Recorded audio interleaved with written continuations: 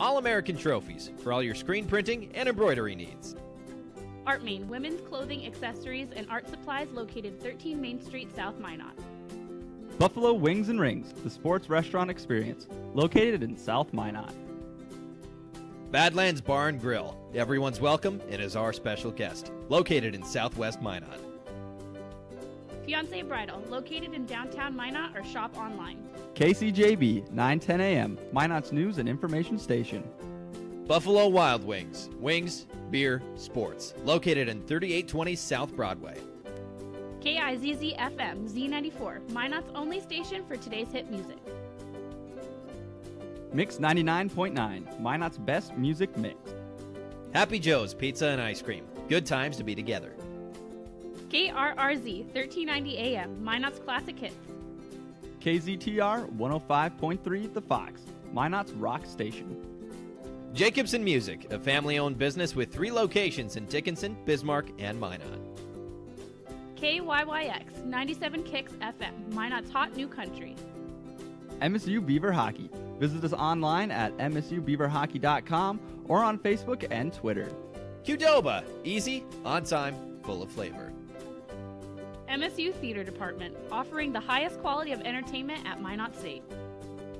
Forward Communication brings employers, retailers, and other professionals from the Midwest to connect under one roof. MSU Bookstore for all of your school supplies and MSU gear, located on campus. Red and Green, Minot State's official student-run newspaper. Magic City Hoagies, a locally owned sandwich shop, located in Southwest Minot. Spicy Pie, pizza, grinders, and beer, located at Beaver Ridge Plaza. Mike Blessum, State Farm Insurance Agent at 11th Avenue, Southwest Minot. Taco John's, offering fresh tacos, burritos, nachos, and breakfast.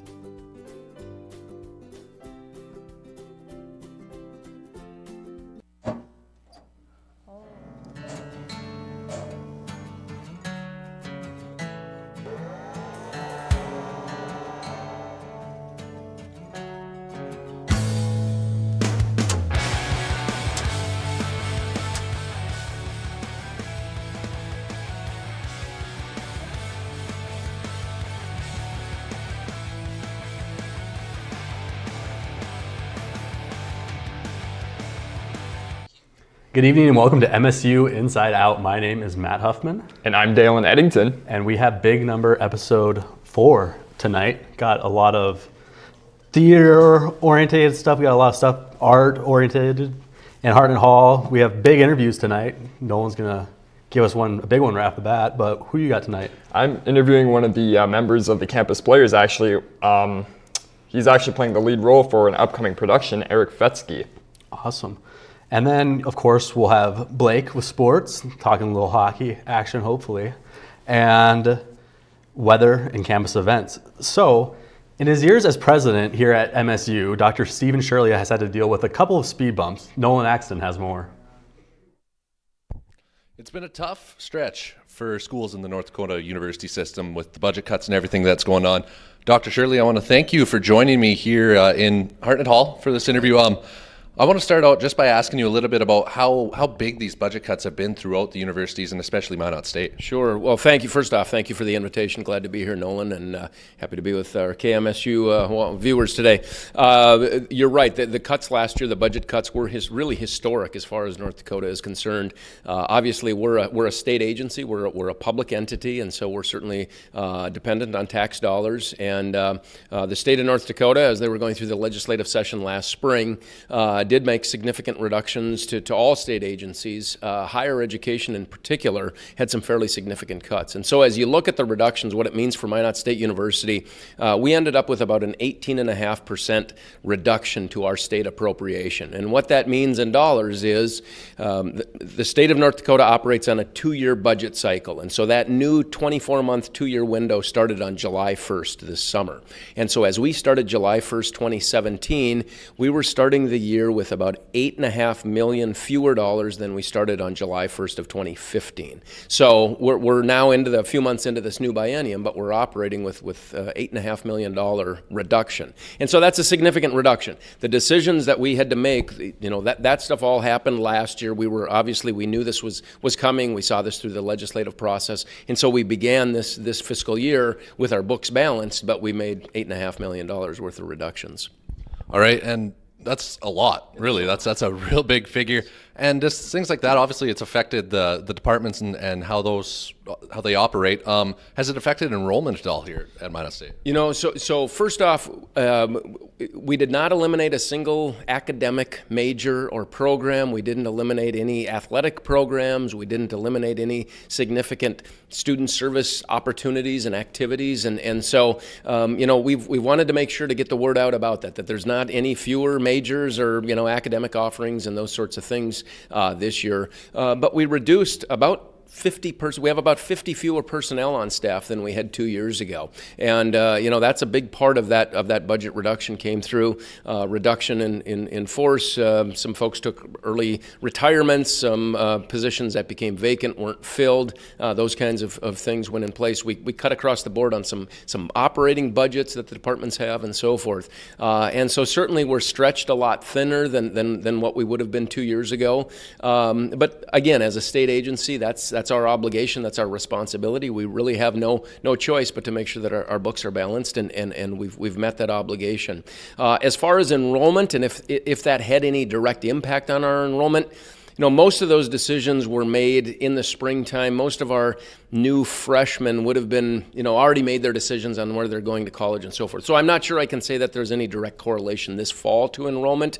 But your question's a good one. Will it have any impact down the road? I don't know. But that's why we didn't want to eliminate, academic programs and reasons why students might have selected Minot State for the future. But anyway, it's a good question. Obviously, too, it's not the most positive of topics to talk about is losing money and not getting as much money to support a university. But to look at the positive sides of this, what is Minot State doing to come out on top, you could say? Yeah, what this whole process has done is it's really shown how important the private fundraising is as we're out trying to provide scholarships for students like you and our other 3,000 students, 3,000 plus students at Minot State. That private support that we get from community members, from alumni, from supporters, from donors, from businesses in town and so forth, that support the university through that private giving. It's become more important now than it ever has been. And so to your question about what are we doing, we've just come off an all-time record year of private fundraising, and that was coming off a year before that was a record of private fundraising. So I really want to say a word of thanks to our donors, our supporters, our alumni, those folks that support Minot State, so that we can continue to attract the best and brightest students to Minot State University and help them make their college life affordable. Yeah, obviously big thanks to them, and I'm going to say big thanks to you for coming and joining me today. Budget cuts are tough. We're Beavers. We'll keep on working like busiest animal out there. Again, thank you for joining me, Dr. Stephen Shirley, president of Minot State University. Yeah, that's why I don't know which camera I would finger guns at. So joining me for I believe the third time is BFA art student, printmaking extraordinaire, veteran of countless knot stocks, Katie Hard Rock Abrahamson. How are you doing tonight, Katie? Oh, I'm doing so much better now after all of those titles. I gave you all the allocates I can think of. I'm sure I'm missing a few in there, but that's more titles than anybody's probably ever given me. So I appreciate that. Thank you. So before we jump into the details of your upcoming show at 62 Doors, let's talk about knot stock. I don't know. I wasn't for sure. Was this your last knot stock officially as a student? Yeah, probably, I guess. Okay. Unless the registrar's office surprises me and they're like, "Hey, you have some classes you need to take." That's how they keep you there, But you kind of had a bigger role in knot stock this year than previous years. Not saying that you weren't involved in the other years, but you kind of had a whole room on lockdown. If you wanted to tell the viewers what you were up to all week. It was a lot of fun. I was in the printmaking room actually making stuff for my show, and so Bill put me on as an act, is what he called me, sort of. So I was in there printmaking, getting stuff ready for my exhibition that's coming up, and just kind of running the room a little bit for when people would come in and have questions about either helping out the artists that were here from Chicago, if it was washing out a screen for them or grabbing something they might need. If somebody came in and was like, where are all the squeegees? What's a squeegee? I'd be like, oh yeah, here you go, take this. You had like a nice paragraph laid out of like, here's a squeegee and the applications for it. But yeah, and they'd be like, but I need to go now, and I'd be like, I'm sorry. Anyway. So if this is okay, all the knot stocks you've been to, probably like I'm gonna guess 4 or 5, 4 or 5, something like that. Okay, what was your favorite memory from knot stock? We're gonna go down memory lane. My favorite one, I had a lot of fun at last year's knot stock. This year's was a lot of fun, but I think last year's was probably my favorite just because I spent so much time with the printmakers who came like as guests, and I was helping them stack prints and just like hanging out with them the whole time and learning a lot about like how they work and what they do and their different kind of like styles for working, and just kind of like becoming bros with them. It was really cool. There you go. Plus they're like really great artists, and it's really fun to like see how tight-knit the printmaking community is, where they can like talk about how, oh, we know this person, or we know this like previous guest, or they can be like, or one of them last year was like, oh, he's the other guest that's coming, wow, that's awesome, like kind of type thing. And I was like, oh, this is so cool, you guys just all know each other. It's like a secret club, you know, they have decoder rings and stuff, probably a secret handshake maybe. It's likely.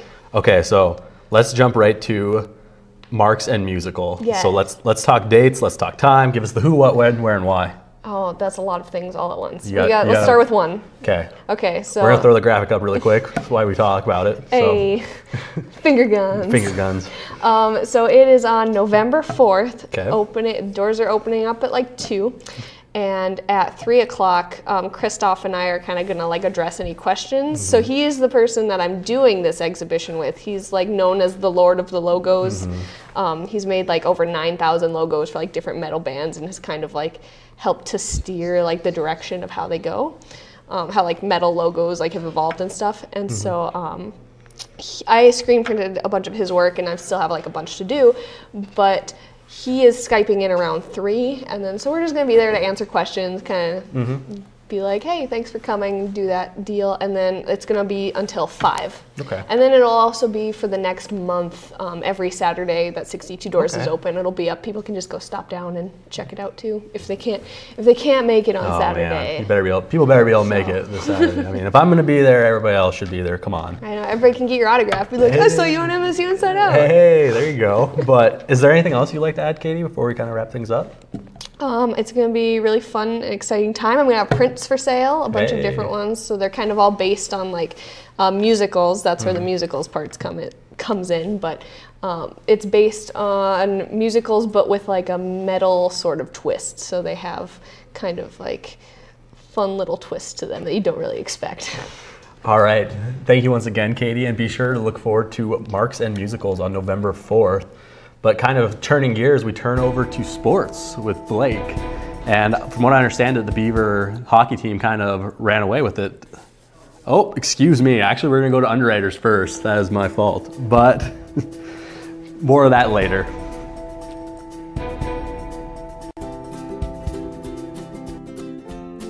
All-American Trophies for all your screen printing and embroidery needs. Art Main, women's clothing, accessories, and art supplies located 13 Main Street, South Minot. Buffalo Wings and Rings, the sports restaurant experience, located in South Minot. Badlands Bar and Grill, everyone's welcome and is our special guest, located in Southwest Minot. Fiancé Bridal, located in downtown Minot or shop online. KCJB, 9:10 a.m., Minot's news and information station. Buffalo Wild Wings, wings, beer, sports, located in 3820 South Broadway. KIZZ FM Z94, Minot's only station for today's hit music. Mix 99.9, Minot's best music mix. Happy Joe's Pizza and Ice Cream, good times to be together. KRRZ 1390 AM, Minot's classic hits. KZTR 105.3 The Fox, Minot's rock station. Jacobson Music, a family-owned business with 3 locations in Dickinson, Bismarck, and Minot. KYYX 97 Kicks FM, Minot's hot new country. MSU Beaver Hockey. Visit us online at msubeaverhockey.com or on Facebook and Twitter. Qdoba, easy, on time, full of flavor. MSU Theater Department, offering the highest quality of entertainment at Minot State. Forward Communication brings employers, retailers, and other professionals from the Midwest to connect under one roof. MSU Bookstore for all of your school supplies and MSU gear, located on campus. Red and Green, Minot State's official student-run newspaper. Magic City Hoagies, a locally owned sandwich shop located in Southwest Minot. Spicy Pie, pizza, grinders, and beer, located at Beaver Ridge Plaza. Mike Blessum, State Farm Insurance Agent at 11th Avenue Southwest Minot. Taco John's, offering fresh tacos, burritos, nachos, and breakfast.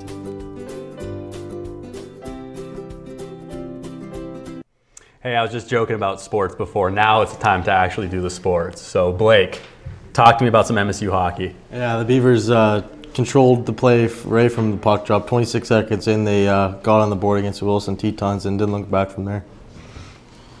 MSU Beavers men's hockey team was in action last night. They throttled the Wilson Tetons 11-3. 7 different scorers found the score sheet for the Beavers, and Minot native Bray Efforts made his Beavers debut in goal. He made 19 saves for the win. The win extends the Beavers' record to a perfect 5-0 record. The Beavers are next in action Saturday night when the Jamestown Jimmies come to town for a 7:30 puck drop at the Pepsi Rink. The Minot State Beavers volleyball team swept Dickinson State in a midweek non-conference matchup Tuesday night. The Beavers will be in tough this weekend when they travel to face number 2 Southwest Minnesota State. The team is still searching for their first conference win in the season. The MSU the MSU Beavers soccer team completed a sweep over St. Cloud this past weekend with a 4-1 victory on Sunday. The win improves their record to 7-4-1 in the season and 6-3 in Northern Sun play. The win also extends the Beavers' winning streak to 5 wins in a row. The team is on the road this weekend when they travel to Upper Iowa and Winona State. The Beavers are they're doing a little bit good after a tough 0-2 start to start the season. They won conference last year, and it's really nice to see them find their stride. The team is looking good heading into this tough weekend.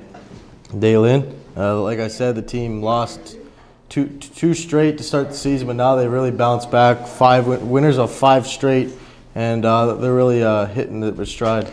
Yeah, like you said, it really looks like they're finding their stride after they lost their first 2 games. All right, lights, camera, action. These are some of the keys that goes into making a successful production. Joining me now is one of the members of the Campus Players Club, as well as one of the cast members of the upcoming productions for the Campus Players Club.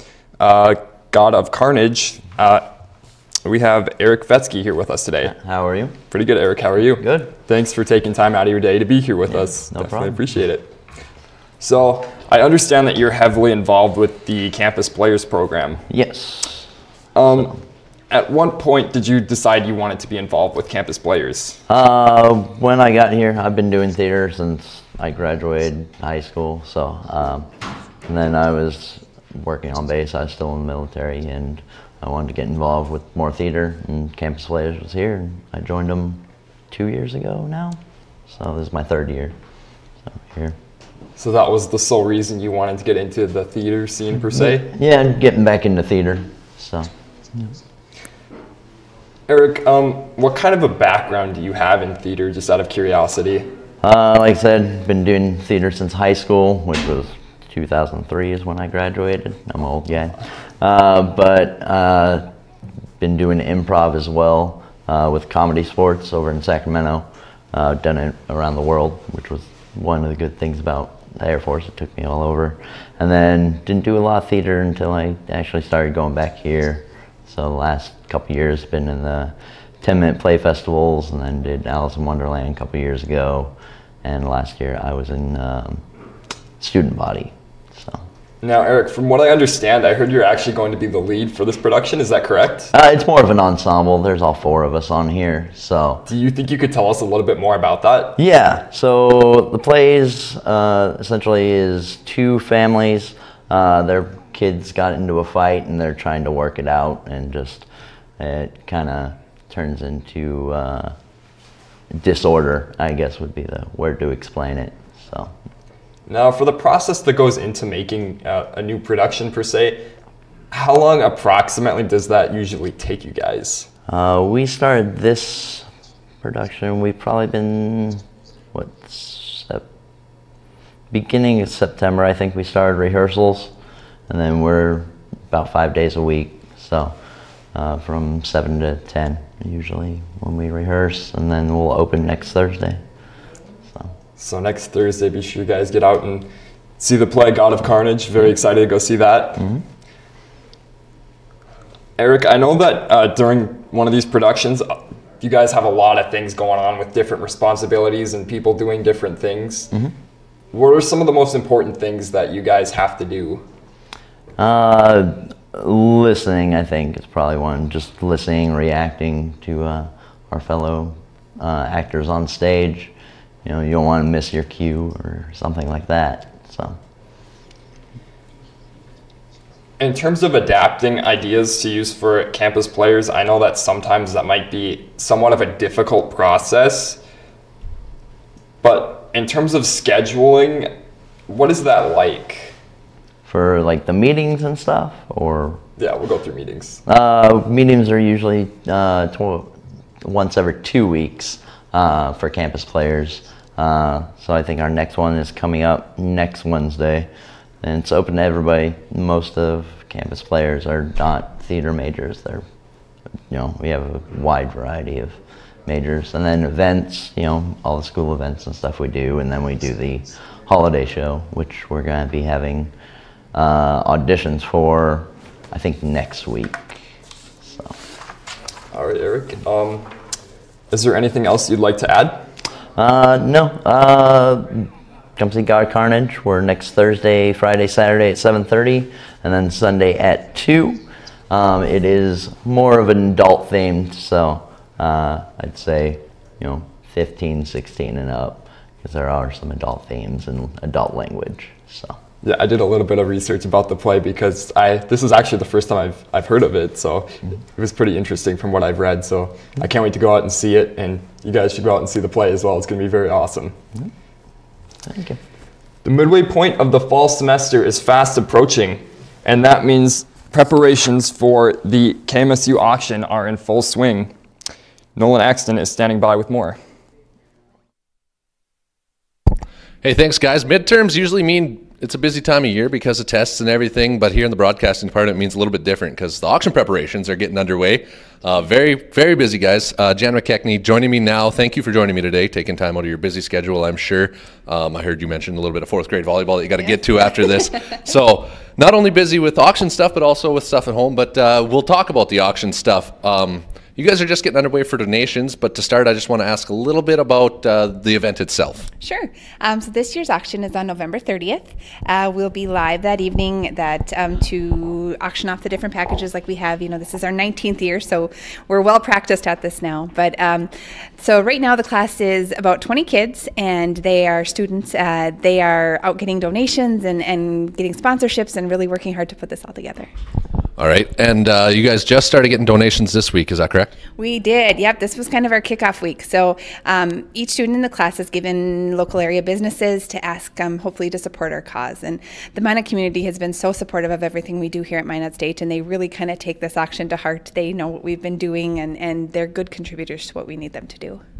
Okay, tell me a little bit now about the businesses that you like to target for donations. Is it mostly just Minot businesses, or is it the whole kind of area, I guess you could say? Sure. You know, it's the area, it's the state, it is the country. We have a lot of kids from out of state, you know, here that are here on different athletic teams and just have, you know, chosen to come to school here.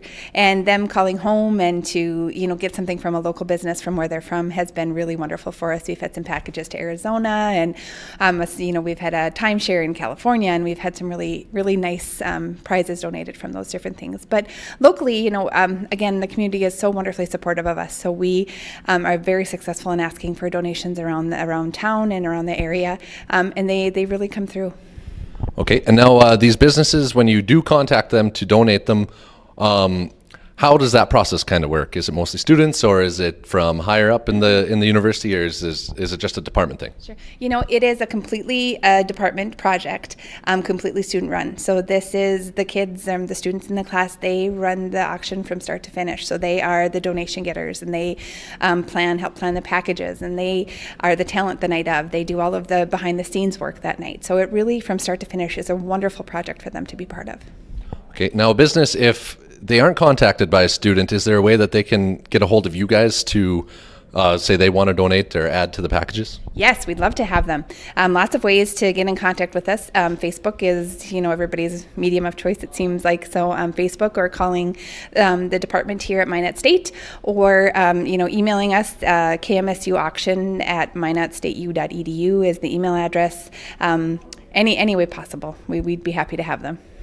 All right, now back to kind of the event itself. 19 years you said it's been going on for. What was kind of the starting force for the KMSU auction? It started as a senior project, and it started as just a way for the department to raise some money. We had done t-shirt sales, and they had done, bake sales, and nothing would raise that kind of money. So, when it started off the first year, we made $1,200, and it was fantastic. That's a great fundraiser for us. But, now the auction brings in $10,000 or $9,000. It's a wonderful thing for the students to get to do. All right, and real quick, what's the contact for companies that want to donate? Yep, they can email the university, or the KMSU auction at minotstateu.edu, or they can call me at 858-3373. All right, Jana, thank you for joining me. November 30th, mark your calendars, folks at home. That is the KMSU auction this year. Tune in, Channel 19, to get make the call and win it all, I guess. Is that still the slogan? There it is. All right, back to you guys.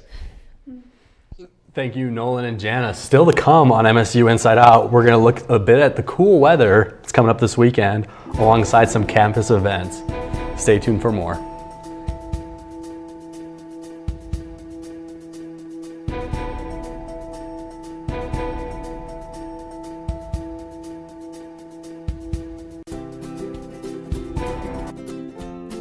All-American Trophies for all your screen printing and embroidery needs. ArtMain, women's clothing, accessories, and art supplies located 13 Main Street, South Minot. Buffalo Wings and Rings, the sports restaurant experience, located in South Minot. Badlands Bar and Grill, everyone's welcome and is our special guest, located in Southwest Minot. Fiancé Bridal, located in downtown Minot, or shop online. KCJB, 9:10 a.m., Minot's news and information station. Buffalo Wild Wings, wings, beer, sports, located in 3820 South Broadway. KIZZ-FM, Z94, Minot's only station for today's hit music. Mix 99.9, Minot's best music mix. Happy Joe's Pizza and Ice Cream, good times to be together. KRRZ, 1390 AM, Minot's classic hits. KZTR 105.3 The Fox, Minot's rock station. Jacobson Music, a family-owned business with 3 locations in Dickinson, Bismarck, and Minot. KYYX, 97 Kicks FM, Minot's hot new country. MSU Beaver Hockey. Visit us online at msubeaverhockey.com or on Facebook and Twitter. Qdoba, easy, on time, full of flavor.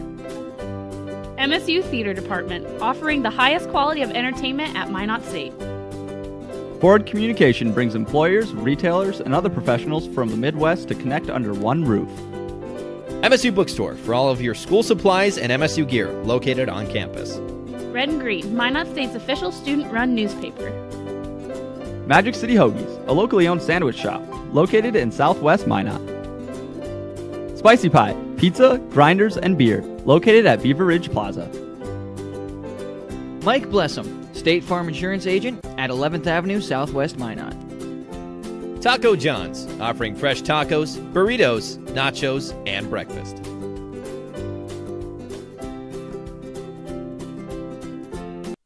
Welcome back to MSU Inside Out. I'm still Matt Huffman. And I'm still Dalen Eddington. And as they say on the popular show on HBO, Game of Thrones, winter is coming as we look towards our cool forecast for this weekend. We have a high of 54 and a low of 34 on Friday, mostly cloudy. Saturday, we have an overcast throughout the course of the day with a high of 43 and a low of 32. Break out your winter jackets for that one. And Sunday, we will see some sunlight with a high of 57 and a low of 39. So, a lot of big events on campus. Let's talk about it. Oh yes, lots of events coming up on campus, that's for sure. So the first thing we got coming up is the NDA-CDA Children's Choir going on Saturday, October 14th at MSU and Nicole Nelson Hall at 4 o'clock. With the Minot High School Choir Concert going on next Tuesday, the 17th of October, also at Minot State and Nicole Nelson Hall, also at 7 o'clock as well. We have the Javier Cologne Concert next Wednesday, October 18th at the MSU Beaver Dam at 9 o'clock. And the Take Back the Night Awareness Walk, which is Thursday, October 19th, a week from today, going on at the MSU Student Union at 7, as well as the God of Carnage play going on from Thursday, October 19th, through next Saturday, October 21st, and that's at the Minot State Isleshire Theater at 7 o'clock.